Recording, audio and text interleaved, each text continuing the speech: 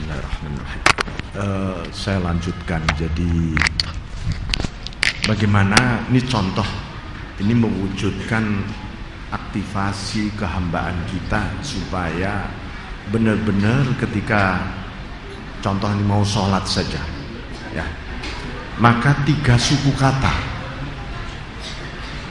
ya, ini perlu dijadikan kacamata dulu. Ini 3 suku kata. 1, minhu, saya bisa sholat datang ke masjid ini sesungguhnya karena dari Allah, bukan dari diriku. Nah ini diisrokan Allah yang menyeret kita ini ke sini, Allah. Tau'an au karha, terpaksa ataupun dengan kerelaan hati Anda.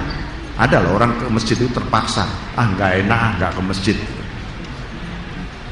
Tau'an au karha, di Al-Quran sampai disebut begitu.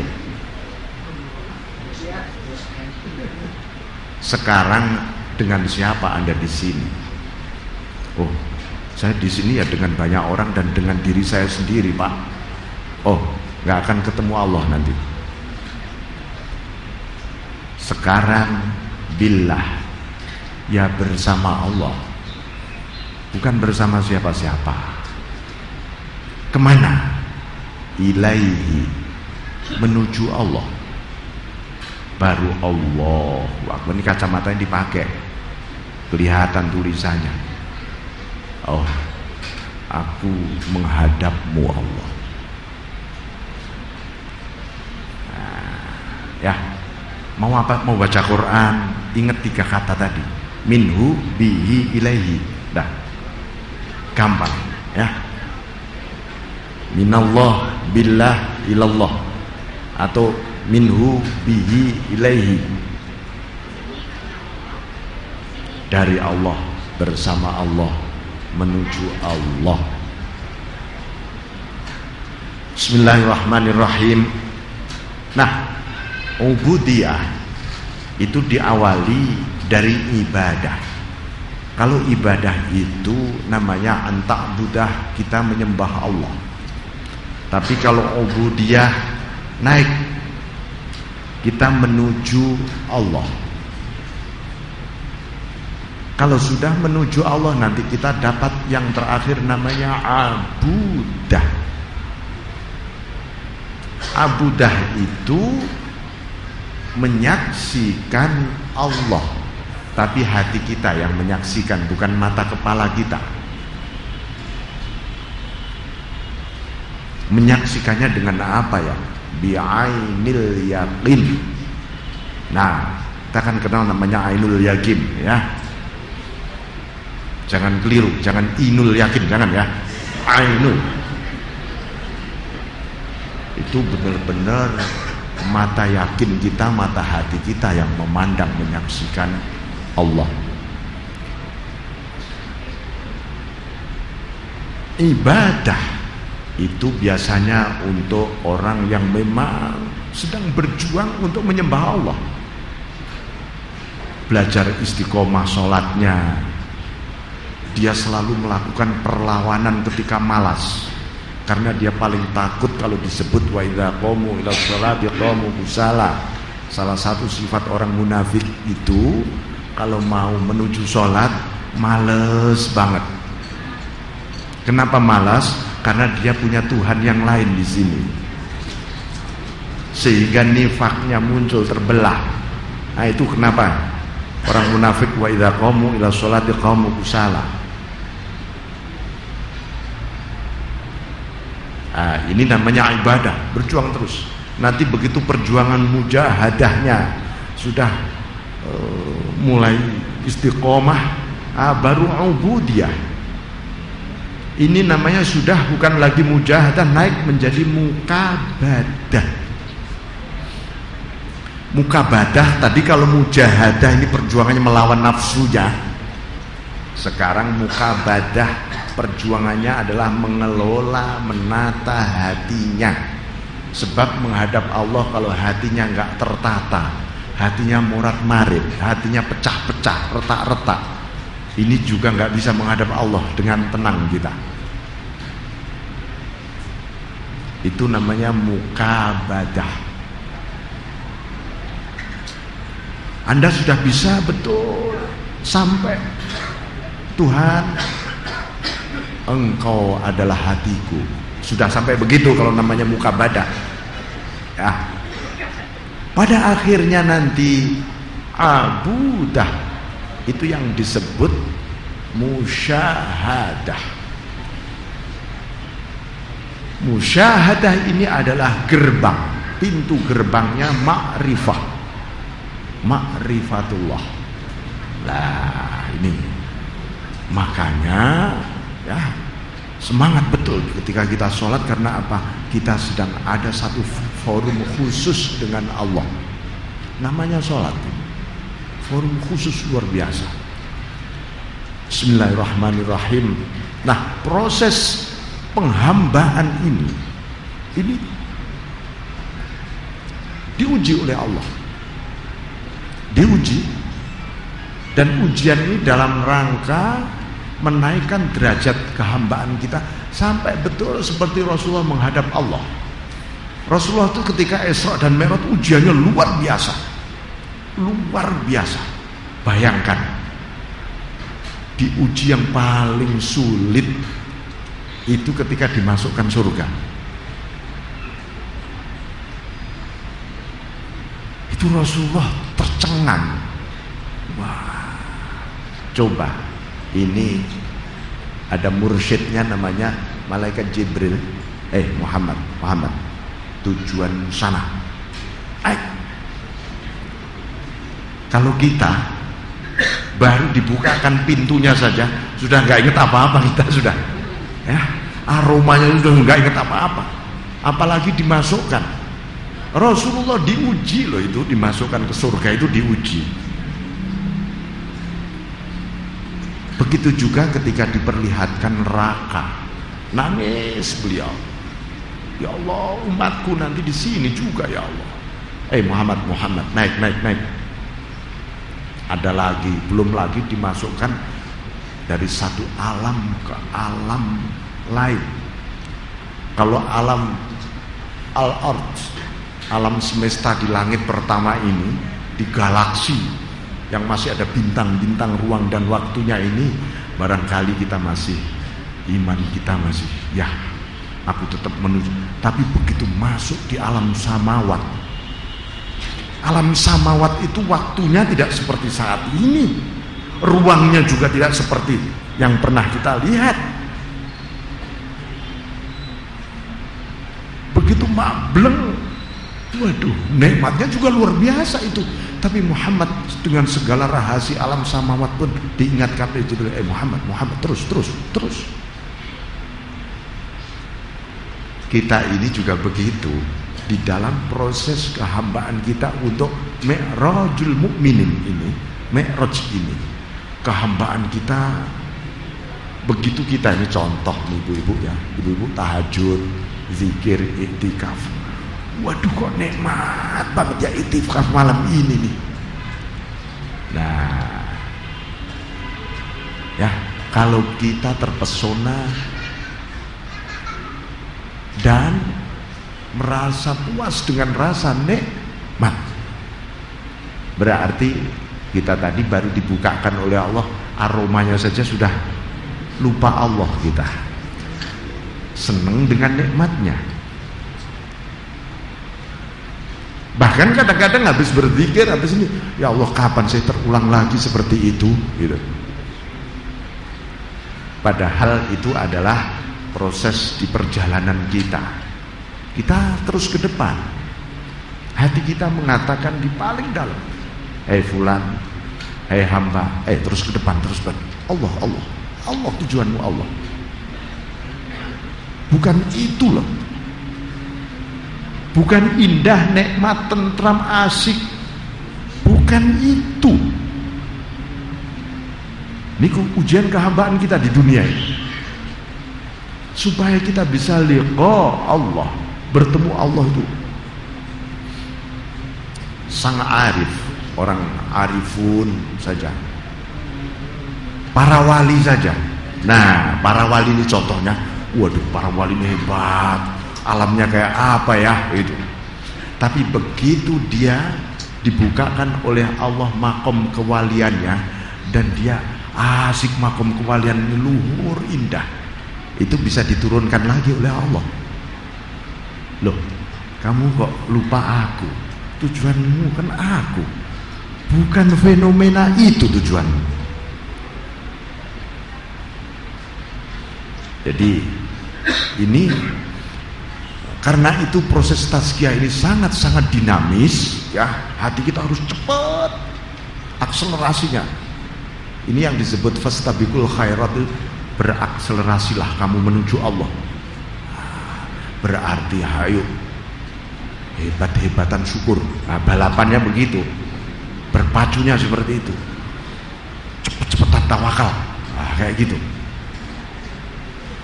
syukur-syukuran yuk. Nah, gitu, bukan bangga-banggaan. Wah, itu lagi terlempar, kita sedang terlempar itu. Kalau kita lagi terlempar dari Allah, bangga-banggaan kita. Oh, saya lo ahli amal, saya lo ahli ibadah. Oh, itu lagi terlempar dari Allah.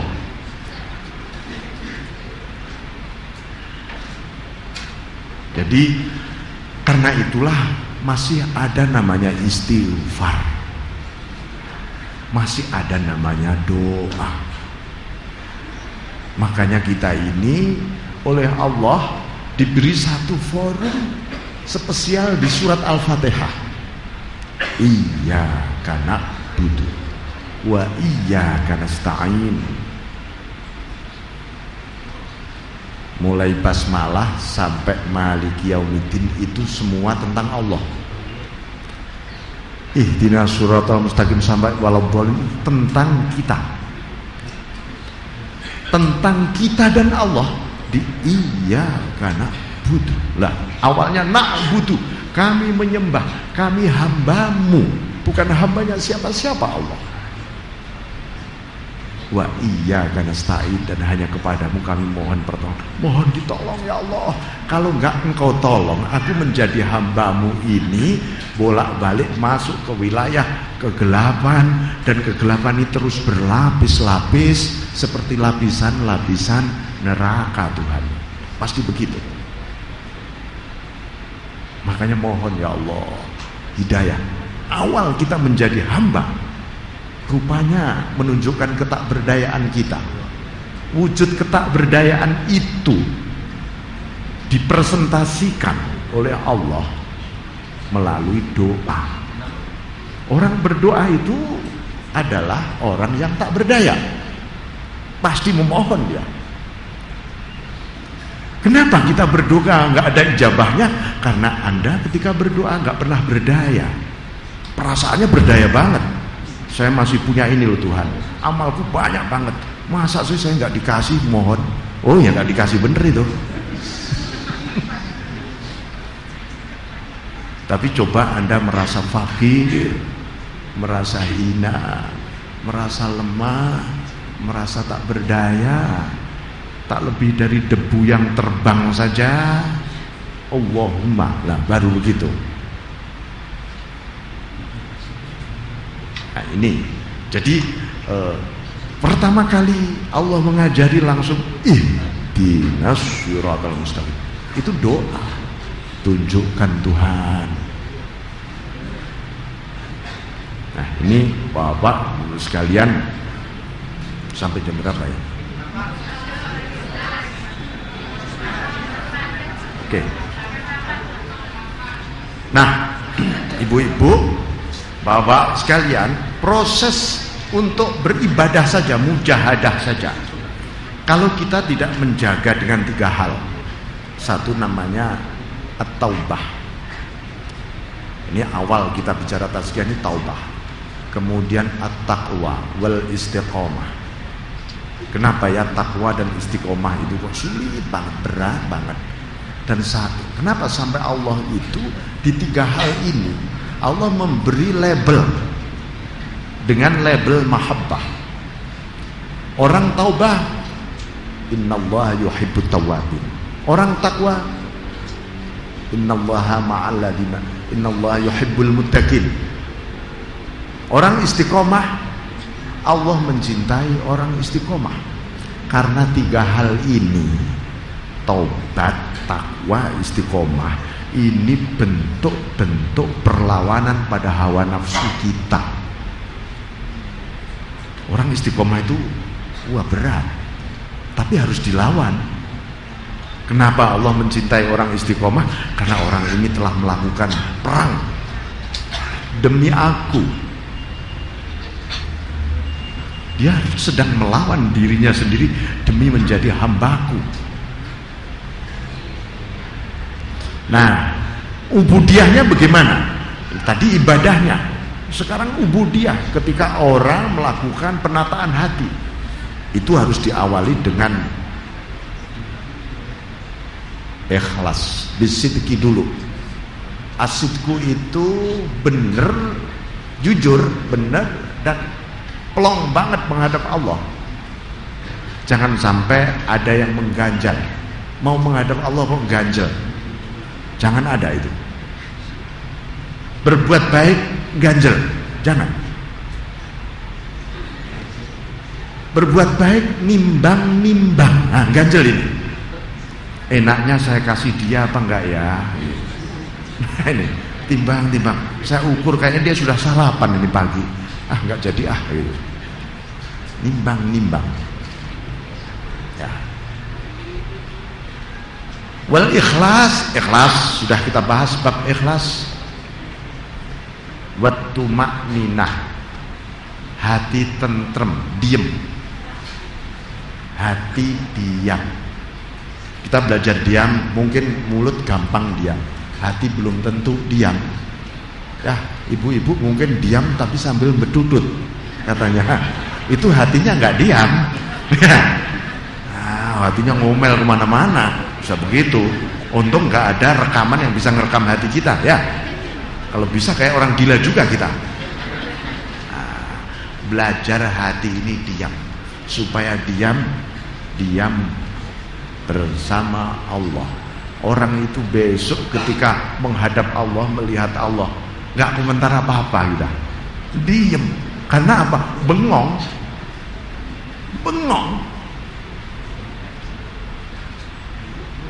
Seperti orang bengong. Nah, hati kita harus diem. Di hadapan Allah kok mau ngomel apa hati kita? Mau ngeluh apa? Ya, mau ngeresuloh apa? Malu kita, malu bener. Nah, ini tumakninah, baru kita hati kita, kalau hati kita bisa diem, tentrem dengan sendirinya, itu buahnya. Tentram itu buahnya. Ya, buahnya hati diem. Bukan acuh loh ya, bukan acuh, diem bersama Allah aja. Sepertinya kita bersandar pada Allah. Nah, kemudian untuk menaikkan derajat kehambaan ini supaya al-budah yang disebut tadi, menyaksikan tadi. Nah, ini kita perlu ada muraqabah. Muraqabah itu satu bentuk perjuangan supaya mata hatiku tidak kehilangan memandangmu Allah, supaya saya masuk di dalam ayatmu, fa ainama tuwallu fathamma wajhullah, kemanapun engkau menghadap di sanalah wajah Allah. Supaya mata hatiku kemana saja, aku gak ingin kehilangan engkau Allah. Nah ini, itu juga harus jadi cita-cita ibu-ibu ya. Harus jadi cita-cita, walaupun sekarang belum. Ya Allah, salah satu cita-cita hidupku adalah fa'ainama tuwallu fathamma wajhullah.